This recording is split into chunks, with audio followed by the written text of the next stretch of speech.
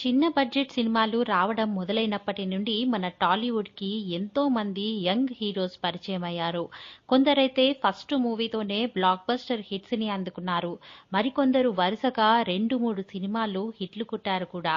కానీ తర్వాత wrong movie సెలక్షన్స్‌తో కొంతమంది, డేట్స్ అడ్జస్ట్ అవ్వక బ్లాక్ బస్టర్ మూవీస్‌ని వదులుకొని ఇంకొంతమంది, టైం బాగోక ఇంకొంతమంది హీరోలు వాళ్ళకి వచ్చిన స్టార్డమ్‌ని నిలుపుకోలేక ఫేడ్ ఔట్ అయిపోయారు. ఆ టాలీవుడ్ హీరోస్ ఎవరో, వాళ్ళు వదులుకున్న హిట్ మూవీస్ ఏంటో ఈ వీడియోలో చూద్దాం. ఇప్పటివరకు మీరు ఈ ఛానల్‌ని సబ్స్క్రైబ్ చేసుకోకపోతే త్వరగా చేసుకొని సపోర్ట్ చేయండి. ఇక ఈ వీడియోలోకి వెళ్దాము. నెంబర్ 1 తరుణ్.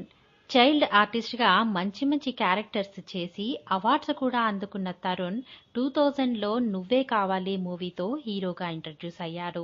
ఫస్ట్ మూవీతోనే బ్లాక్ బస్టర్ హిట్ అందుకుని తన ఈజ్ పెర్ఫార్మెన్స్‌తో, చార్మింగ్ లుక్స్‌తో లవర్ బాయ్ అని అనిపించేసుకున్నాడు.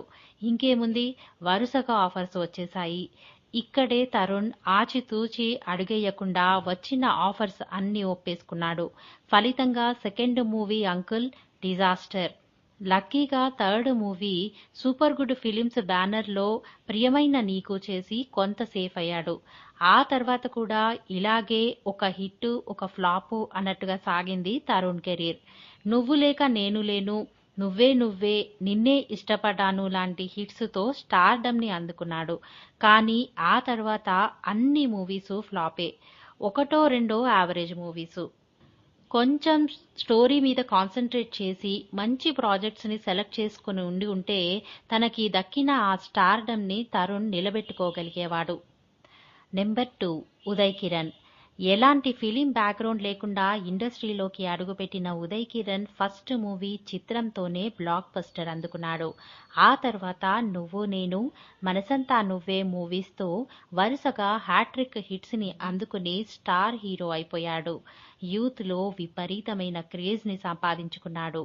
ఆ తర్వాత వచ్చిన అన్ని ఆఫర్స్‌ని యాక్సెప్ట్ చేసేసి మంచి సినిమాలకి డేట్స్ అడ్జస్ట్ చేయలేక, ఆ చేసిన సినిమాలు సరిగ్గా ఆడక వచ్చిన స్టార్డమ్‌ని పోగొట్టుకున్నాడు. 2004లో ఎస్ఎస్ రాజమౌళి డైరెక్షన్లో వచ్చిన సై సినిమాకి ఫస్ట్ చాయిస్ ఉదయ్ కిరణే. కానీ డేట్స్ అడ్జస్ట్ కాక ఉదయ్ కిరణ్ ఆ మూవీని వదులుకున్నాడు. ఇంకా హిందీలో సూపర్ హిట్ మూవీ అయిన జబ్ వీ మెట్ మూవీని ఉదయ్ కిరణ్తో తెలుగులో రీమేక్ చేద్దామనుకున్నారు. కానీ ఉదయ్ కిరణ్ బిజీగా ఉండి ఈ మూవీని రిజెక్ట్ చేశాడు.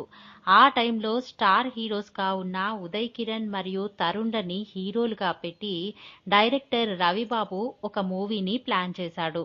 అదే సోగ్గాడు మూవీ.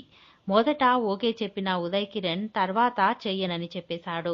దాంతో రవిబాబు స్టోరీని కొంచెం చేంజ్ చేసి తరుణ్‌తో ఈ మూవీని తీసేశాడు. కానీ ఈ మూవీ ఫ్లాప్ అయింది. ఒకవేళ ఉదయ్ కిరణ్, తరుణ్ మల్టీ స్టారర్‌గా ఈ మూవీ వచ్చుంటే ఇద్దరి కెరీర్స్‌కి ఇది ప్లస్ అయ్యేదేమో. ఇలా కొంత రాంగ్ మూవీ సెలక్షన్స్‌తో, కొంత పర్సనల్ రీజన్స్‌తో ఉదయ్ కిరణ్ స్టార్డమ్ చేజారిపోయింది. నెంబర్ 3 వడ్డే నవీన్. 90స్‌లో వడ్డే నవీన్ పెద్ద హీరోగానే ఎదిగాడు. ఆయన తండ్రి వడ్డే రమేష్ ప్రొడ్యూసర్ కావడంతో ఇండస్ట్రీలోకి ఈజీగానే రాగలిగారు. అలాగే మంచి ఫ్యామిలీ స్టోరీస్‌తో ఆడియన్స్‌కి కూడా దగ్గరయ్యాడు. పెళ్లి, కోరుకున్న ప్రియుడు, మనసిచ్చి చూడు, ఇలా ఇంకా చాలా మంచి మూవీస్‌లో యాక్ట్ చేసిన నవీన్ మంచి హీరోగా త్వరగానే గుర్తింపు పొందాడు. కానీ 2000 తర్వాత నుండి చేసిన అన్ని మూవీసు ఫ్లాప్ అవుతూ వచ్చాయి. తను కూడా రాంగ్ ప్రాజెక్ట్స్‌ని సెలెక్ట్ చేసుకుని మెల్లిగా ఇండస్ట్రీకి దూరమైపోయాడు. నెంబర్ 4 తనీష్. చైల్డ్ ఆర్టిస్ట్ నుండి హీరోగా ఎదిగిన మరో హీరో తనీష్. ఎన్నో మూవీస్‌లో చైల్డ్ ఆర్టిస్ట్‌గా చేసిన తనీష్ చిన్న ఏజ్‌లోనే హీరోగా ఎంట్రీ ఇచ్చేశాడు. రవిబాబు డైరెక్షన్లో నచ్చావులే మూవీతో ఎంట్రీ ఇచ్చిన తనీష్ ఫస్ట్ మూవీతోనే హిట్ కొట్టాడు. తర్వాత సెకండ్ మూవీ రైడ్. ఇది కూడా హిట్టే. ఇక హీరోగా సెటిల్ అవుతాడు అనుకుంటున్న టైంలో వరుసగా అన్ని ఫ్లాప్ మూవీస్‌లో యాక్ట్ చేసి మంచిగా పైకి ఎదుగుతున్న కెరీర్‌ని పాడు చేసుకున్నాడు. తర్వాత బిగ్ బాస్ సీజన్ 2 తెలుగులో పార్టిసిపేట్ చేసి మరిన్ని కాంట్రవర్సీస్‌లో ఇరుక్కున్నాడు. మొత్తానికి ఏది ఏమైనా చిన్నతనం నుండి ఒక్కో ఇటుక పెట్టుకుంటూ కట్టుకున్న కోటని రాంగ్ చాయిసెస్తో కాలదన్నేసుకున్నాడు. నెంబర్ 5 జై ఆకాష్.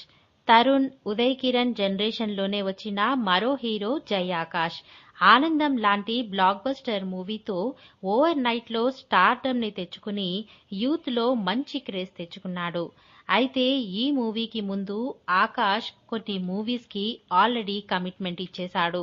దాంతో ఆ మూవీస్ చేయక తప్పలేదు. అవన్నీ ఆనందం మూవీ తర్వాత రిలీజ్ అయ్యాయి.